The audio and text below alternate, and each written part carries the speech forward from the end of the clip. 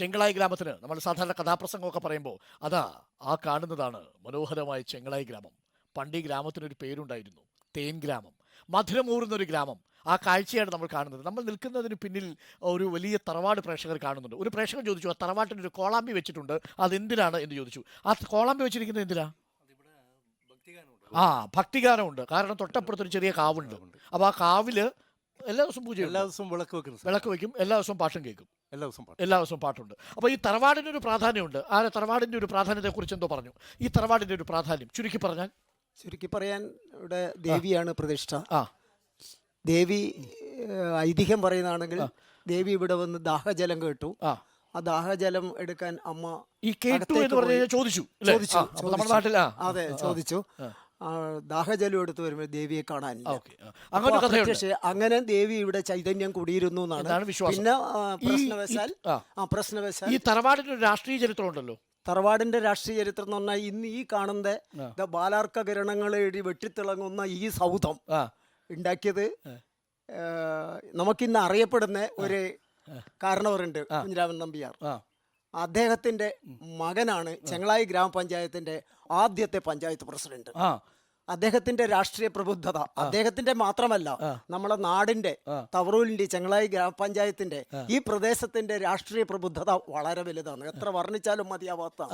അതായത് കമ്മ്യൂണിസം രഹസ്യമായിട്ട് 1936 35 ഒരു 4 പേരടങ്ങുന്ന ഒരു സെല്ല്, ടി.വി. കമ്മാരൻ നമ്പ്യാർ, അങ്ങനെ 4 അവരിവിടെയാണ് പ്രവർത്തിച്ചത്. അതെ, ഇവിടെയാണ് പ്രവർത്തിച്ചത്. കമ്മ്യൂണിസ്റ്റ് പ്രസ്ഥാനത്തിന് ആഴത്തിൽ വേരോട് തുടങ്ങിയ ഒരു വ്യക്തിയായി നേതൃത്വം വഹിച്ച ആളാണ് അദ്ദേഹം.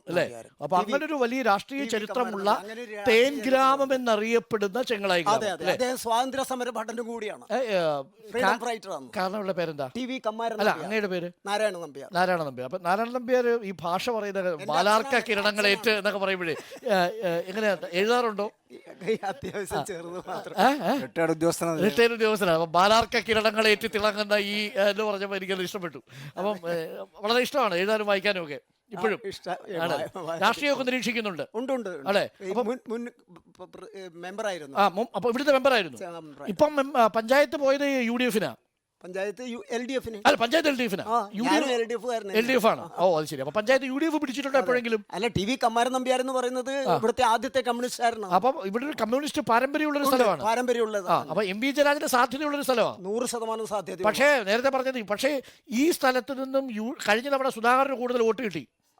അത് ചില സാഹചര്യങ്ങളെന്ന് പറഞ്ഞു. കമ്മ്യൂണിസ്റ്റ് പാരമ്പര്യമുള്ള ചെങ്ങളായി പഞ്ചായത്തിൽ നിന്നാണ് കഴിഞ്ഞ തവണ കെ സുധാകരന് കൂടുതൽ വോട്ട് കിട്ടിയത്.